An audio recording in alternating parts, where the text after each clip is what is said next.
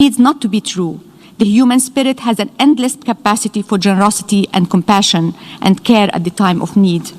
The historian Arnold Toynbee said the 20th century would be remembered as one in which human society dared to think of the welfare of the human race as a practical objective. The first quarter of the 21st century will be remembered by what we will do now to end this pandemic. So much progress has been made. There is a vaccine in people's arms in less than a year. We scaled this much of the mountain. We must reach the peak, as a former head of UNICEF once said. Mr. President, after I took my first dose of the vaccine, I received many messages from Lebanon and from friends around the world saying, "Lucky you." This vaccine should not be a matter of luck. It should be a right for all. I thank you.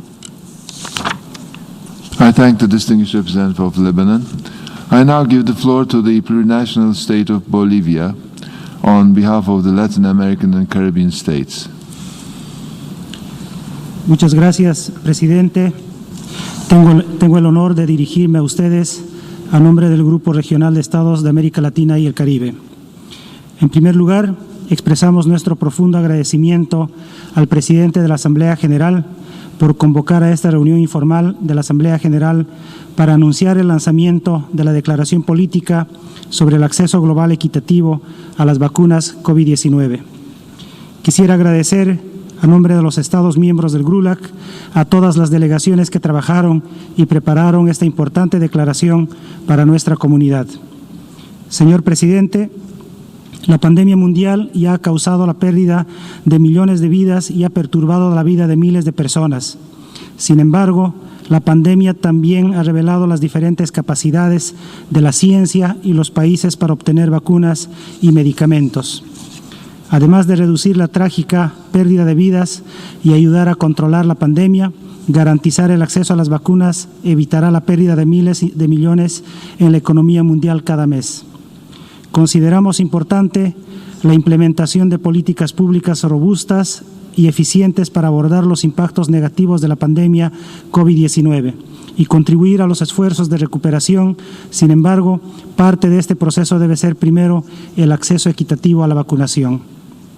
Señor presidente, nuestros países hacen un llamado urgente a un acceso universal, sin obstáculos, oportuno, inclusivo, equitativo y no discriminatorio, y a una distribución justa de todos los diagnósticos, terapias, medicamentos y vacunas de calidad, seguros, eficaces y asequibles, así como tecnologías y productos sanitarios, incluidos sus componentes y precursores que se requieren en la respuesta a la COVID-19 como una prioridad mundial, y a reconocer la vacuna COVID-19 como un bien público global.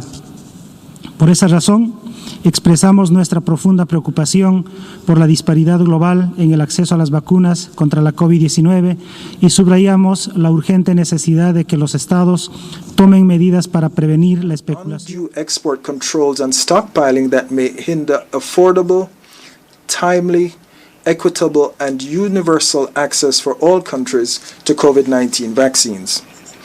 In that connection, we welcome OVAX, the ACT accelerator, as the mechanisms to speed up the development, manufacture and distribution of COVID-19 vaccines to guarantee fair and equitable access for every country in the world. Yet these efforts have been insufficient. And for this reason, we urge these life-saving mechanisms to redouble their efforts to reach more people everywhere. Mr. President, we all face the same threat, the same pandemic, and international cooperation, multilateral action, and constructive dialogue are needed to address it. We encourage strengthening of scientific international cooperation, which is necessary to combat the pandemic and support initiatives in this regard, such as the COVID-19 Technology Access Pool, CTAP, and relevant pledging appeals. The only way to mitigate the impact of the pandemic on public health and the economy, and to recover better from the severe disruptions the pandemic caused and to leave no one behind, is equitable global access to a vaccine which will protect our peoples. States must work in partnership with all relevant stakeholders to increase research and development funding for vaccines and medicines, leverage digital technologies, and strengthen the scientific international cooperation necessary to combat COVID-19, and to bolster coordination, including with the private sector, towards the further development, manufacturing, and distribution of diagnostics, antiviral medicines, personal protective equipment, and vaccines, while adhering to the objectives of quality, efficacy, safety, equity, accessibility, and affordability. Moreover, we all strongly urge all states to refrain from taking any economic, financial, or trade measures that may adversely affect equitable, affordable, fair, timely, and universal access to COVID-19 vaccines, in particular in developing countries.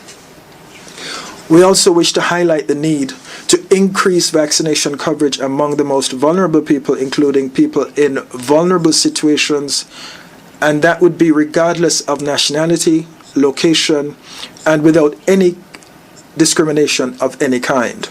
Mr. President, we need to stay together to avoid the unequal distribution of vaccines and medicines between developed and developing countries. If we don't, we must work just as hard as in the past and face future challenges together and promote the equitable global distribution and universal access to vaccines in order to strengthen the principles of international cooperation and solidarity to end the current pandemic.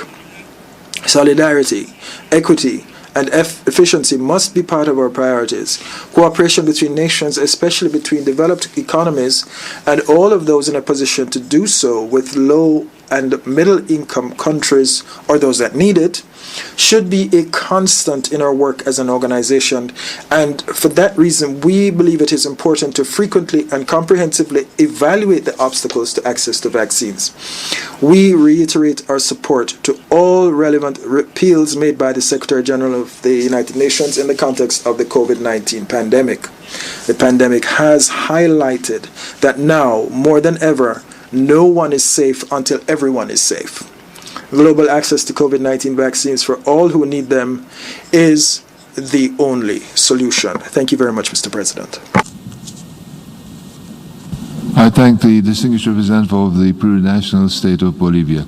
I now give the floor to the distinguished representative of Grenada on behalf of the Caribbean community. Mr. President, I have the honor to deliver this statement on behalf of the 14 member states of the Caribbean Community, CARICOM, in relation to the political declaration on equitable global access to COVID-19 vaccines. CARICOM remains deeply concerned about the inequitable access and unbalanced distribution of COVID-19 vaccines globally. Given the disproportionate implications of this pandemic on our small developing states, as a result of lockdown measures, supply chain disruptions, sharp declines in remittances, and a general decrease in travel, trade, and other economic activities, we reiterate our calls for global and equitable access to vaccines in order to curb the impact of the pandemic, to protect our citizens, and to bolster the economy.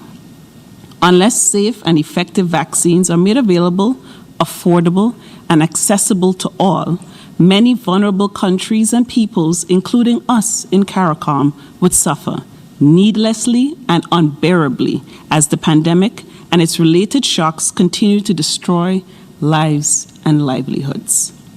The alternative to this urgent action is a post-COVID world order marked by deeper and wider social and economic inequalities.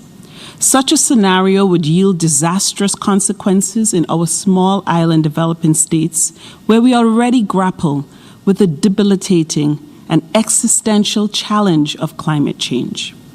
Mr. President, the Caribbean community reaffirms that COVID-19 vaccination must be treated as a global public good, which requires full funding for the Access to COVID-19 Tools Accelerator and its COVAX facility led by the World Health Organization.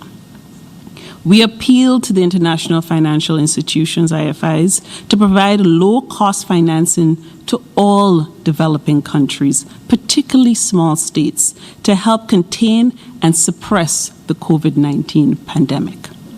We urge developed countries, and especially those in our neighborhood, whose populations travel frequently to our region and who host our largest diaspora populations, to make some available to the community, initially as an interim supply, given the immediacy of the need. Finally, we highlight the need for enhanced international cooperation and reiterate our calls for a global summit to urgently address equitable access to COVID-19 vaccines, particularly for developing countries, which should be held in the context of the World Health Organization's Act A Facilitation Council. Mr. President, 2 weeks ago, we marked the one-year anniversary since COVID-19 was declared a global pandemic. The number of co-sponsors to this declaration is testament to the importance accorded to this issue by the general membership. We must work together in unity and solidarity to build back better. Let us be guided by our common pledge to humanity under the 2030 Agenda for Sustainable Development of leaving no one behind. No one can be safe until everyone is safe. I thank you. I thank the distinguished representative of Grenada. I now give the floor to the distinguished representative of Australia on behalf of the MICTA Group. Thank you, Mr. President. I'm very pleased to deliver this statement on behalf of MICTA, Mexico, Indonesia, the Republic of Korea, Turkey, and my own country, Australia. MICTA is proud to stand with over 175 delegations to support the equitable access and distribution of safe, affordable and effective COVID-19 vaccines for all, so that no country is left behind, in accordance with Resolution 74/274. We firmly believe that we are not safe until we're all safe. We must ensure the vaccine's rollout reaches all people, irrespective of sex, age, race or ethnicity, especially those who are in vulnerable situations, while continuing to prioritise frontline workers, healthcare workers and older populations. We commend the core group for initiating this political declaration. It is a call to action which captures the urgency and magnitude of the challenge we face.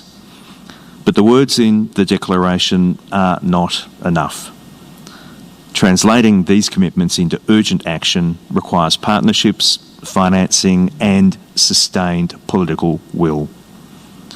MICTA believes effective multilateralism must be at the heart of our response.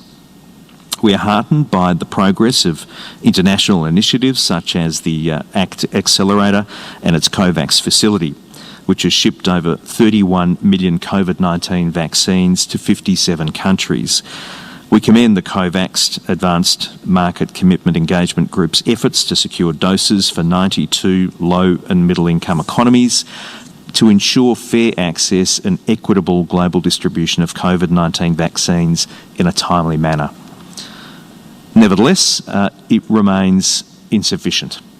We must continue this progress at pace. We encourage relevant international organisations to swiftly and decisively scale up their efforts within their mandates to facilitate the delivery of the vaccine where health systems may be less able to cope with the pandemic. We support the sharing of information and best practices between nations, as well as the efforts to counter infodemics on COVID-19. Building community confidence in vaccines is crucial to their effective delivery. MICTA members are working with community leaders and influencers, supporting community health workers and ensuring that we have effective systems in place to deliver and monitor COVID-19 vaccine programs. Mr. President, MICTA countries stand in solidarity with the international community and commit to playing our part to ensure the COVID-19 vaccines reach all people. Thank you, Mr. President. I thank the distinguished representative of Australia. I now give the floor to the distinguished representative of the European Union. Thank you, Mr. President. I have the honor to speak on behalf of the European Union and its 27 member states. The candidate countries, the Republic of North Macedonia, Montenegro, Serbia, and Albania, the country of the Stabilization and Association Process and potential candidate Bosnia and Herzegovina, as well as Ukraine, the Republic of Moldova, and Georgia aligned themselves with this statement. We thank the President of the General Assembly for setting up this informal meeting and also want to thank Lebanon for the initiative on this declaration. Looking back more than 1 year since the outbreak of the COVID-19 pandemic, we see that it has changed the world with cruel and devastating impacts on individuals, societies, and economies. However, due to strong global cooperation and solidarity, we achieved what could not be imagined a year ago: the development and production of safe and effective COVID-19 vaccines at an unprecedented pace, giving the world new hope. Now, getting sufficient supply and assuring equitable access and distribution of safe and affordable vaccine globally is the challenge, a challenge we can only overcome together. This declaration is an important step in our fight against COVID-19. It is more than just a piece of paper. It is the manifestation that after 1 year in this pandemic, we're still united on critical questions regarding COVID. It is an affirmation that multilateral approaches are the right way to tackle this pandemic, and that we are united by the urgency of the matter. It is a powerful appeal to continue our fight together and to support structures like the ACT Accelerator and COVAX, politically and financially, and to strengthen health systems to deliver successfully and sustainably. The declaration encompasses several important commitments and ideas. Let me just highlight 3 of them. A clear commitment to multilateral approaches and the confirmation of COVAX as the key instrument to deliver on equitable and affordable access to vaccines for all and leave no one behind. The creation of the COVAX facility early last year paved the way for assuring equitable access worldwide to COVID-19 vaccines. COVID is a global achievement and it works. The purchase of large amounts of different vaccines provided a stimulus to producers to invest in research and production. The delivery in the last 4 weeks to over 60 countries was a logistical masterpiece. All this demonstrates the power of multilateral responses, offering transparent solutions and providing the world with safe and effective, and for the 92 low and middle income countries under the COVAX AMC also free, vaccines. Second point, COVAX will also in future need all our support to deliver. The appeal to all countries to include financial contributions to the ACT Accelerator in their recovery plans is therefore an important step towards sustaining vaccination as well as making treatment and testing accessible for all in a coordinated manner. Investing in COVAX is an economically sound investment, especially compared to the huge economic losses of a continued pandemic. Third, looking beyond the vaccines, vaccination needs to be more than vaccines. Country preparedness and readiness are important steps in the vaccination process. Strong health systems, including the necessary infrastructure and skilled workforce, are the cornerstones not only for successful vaccinations, but also for ensuring resilient systems and pandemic preparedness in the future, and for building back better. Adequate information and addressing misinformation and disinformation are critical to overcome vaccine hesitancy. And we need to maintain routine immunization against other communicable disease too. Mr. President, international solidarity has been embedded in the EU's vaccine strategy from day one. This is why the EU has been leading the multilateral response to fight the COVID-19 pandemic and to ensure global and equitable access to vaccines, tests, and treatments.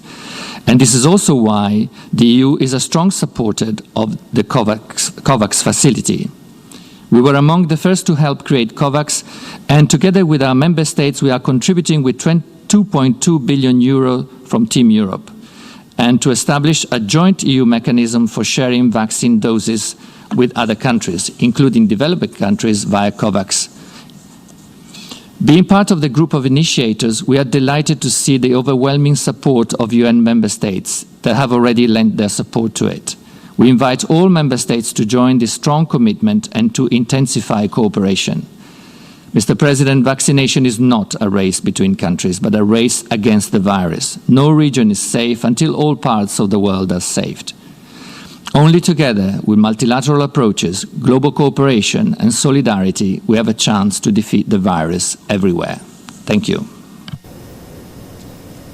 I thank the distinguished representative of the European Union. I now give the floor to the distinguished representative of Tuvalu on behalf of the Pacific Islands Forum.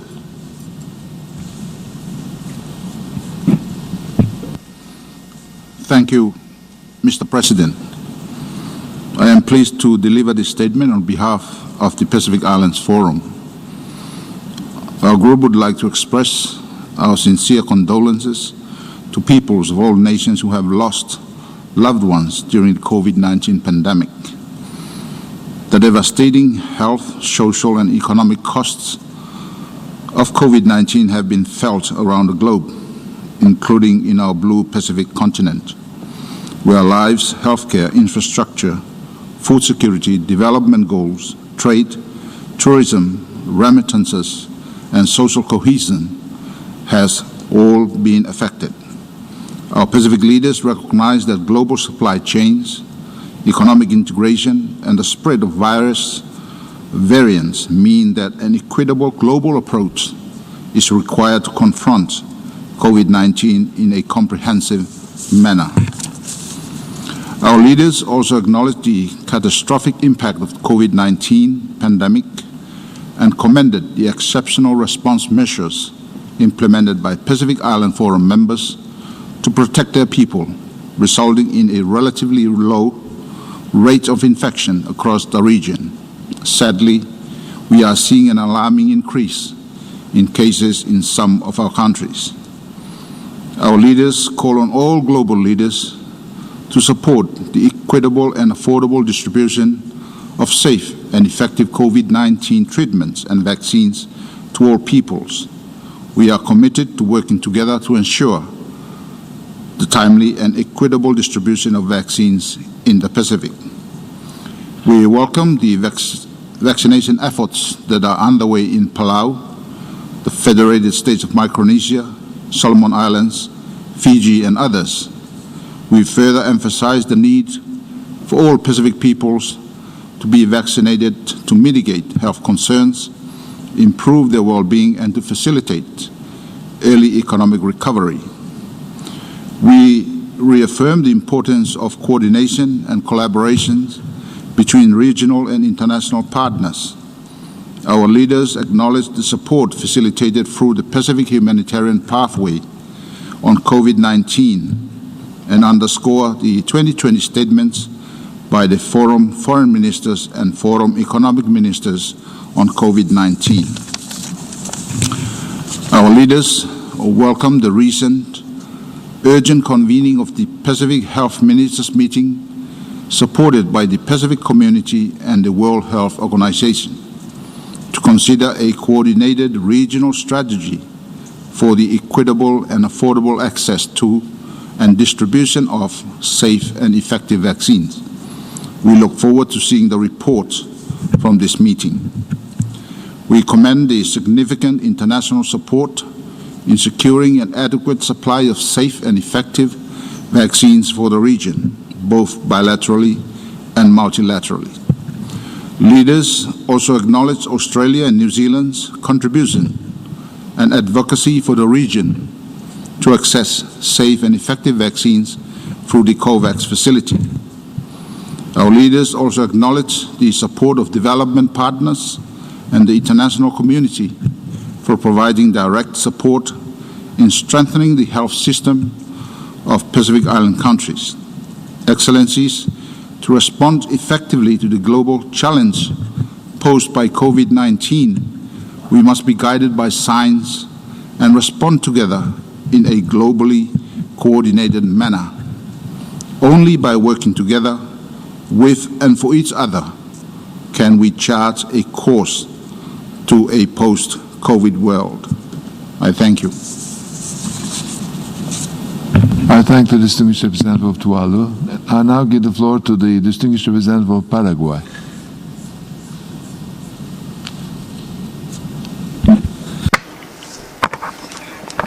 Mr. President, Your Excellencies, distinguished delegates, Paraguay welcomes the groundswell of support for the political declaration, which demonstrates the absolute priority given to this issue by humanity. The historic position of the Republic of Paraguay is one of support for the multilateral system, and today, and in a constructive spirit, we wish to share some remarks regarding the declaration, which at present cannot be seen as being reflected in our Paraguayan experience, especially as far as the COVAX mechanism is concerned. Mr. President, distinguished colleagues, since the outbreak of the pandemic, we placed our trust in the multilateral system, and we did so in good faith. And we thought that this was the best way to address this global crisis. This organization was based on the same premise that humanity would be able to overcome any humanitarian crisis and do so collectively and based on international cooperation. Now, today, unfortunately, we're here to say that the multilateral response to this crisis, and especially with respect to the COVAX mechanism, does not meet our expectations. At the time, we made all the logistical and administrative arrangements to ensure that once the vaccine was available, we would be able to purchase them early. We were confident that we would meet all the commitments we had undertaken and on the dates planned for the delivery of the vaccines, and we would do so in full transparency. And so on the 30th of January, an official announcement was made at the highest level that the first 300,000 doses would arrive in the second half of February, which gave hope to our people. And yet we received the first vaccines through the COVAX mechanism only last week, on the 19th of March 2021, some 36,000 doses. Paraguay, I should add, has 7.5 million people. The uncertainty in the provision of the vaccines has led to great frustration in our society, and our people have made huge sacrifices since the beginning of the pandemic, and we were exemplary in abiding by one of the first compulsory quarantines decreed in the world, and this was done at a very high economic and social cost. Mr. President, distinguished delegates, now is the time for tangible action and effective assistance, and not just words. For this reason, we are deeply grateful to those governments that have extended their hand to my country during this tough time that we have to go through. Finally, Paraguay continues and will continue to focus its efforts on the multilateral system, and for that reason, we would like to take this opportunity to make a plea for a reaffirmation of the entire international community's commitment to cooperation and international solidarity, and to strengthen the values of multilateralism as the cornerstone of sustainable development. In this connection, my country abides by the political declaration on equitable global access to vaccines against COVID-19. Thank you very much for giving me the floor, Mr. President, and thank you to everyone for your attention. I thank the distinguished representative of Paraguay. I now give the floor to the distinguished representative of the United States. Thank you, Mr. President. The United States welcomes the spirit of the political declaration circulated today and warmly thanks Lebanon and others for their leadership in its development. We signed the declaration in solidarity, recognizing that COVID-19 is a global challenge that requires a global response, and we will post a few clarifying points on our mission website. The United States strongly believes we must all work together to respond to and recover from COVID-19, and to learn from our current experiences in order to better address potential future biological threats. While it seemed impossible a year ago, unprecedented partnerships and collaboration among governments, non-governmental organizations, academia, and the private sector have yielded several safe, effective, high-quality, and life-saving COVID-19 vaccines authorized for emergency use by stringent regulatory authorities and the World Health Organization. This truly global effort, spearheaded by the scientific community with careful analysis and transparent testing processes, has allowed us to shift focus from developing vaccines to expanding and accelerating their manufacture and development. The United States has a long tradition of supporting global health and global health security efforts. Over the past 2 decades, we have provided more than $140 billion in global health assistance, including technical expertise and critical infrastructure that bolstered global preparedness to rapidly respond to COVID-19 and save lives. The United States continues to be the world's single largest contributor to global health, as well as the international response to COVID-19. As part of this effort, the United States has stepped forward to become the largest donor to COVAX. We provided an initial contribution of $2 billion to Gavi in support of the COVAX Advanced Market Commitment, which pools global demand and funding to help low and middle income economies access COVID-19 vaccines. We will contribute an additional $2 billion to Gavi to support COVAX through 2022 for a total of $4 billion. And we call on others to do more as well. We all need to raise our ambition and support for equitable, transparent global distribution of safe and effective COVID-19s by urgently accelerating delivery of pledges and increasing contributions to support COVAX. We urge all partners, including governments, foundations, NGOs, and the private sector, to fulfill existing pledges and to consider new commitments in support of COVAX to support broad and equitable distribution of vaccines around the globe, including to the most vulnerable communities. It is disappointing that some countries claiming to be vaccine champions have not yet contributed to COVAX.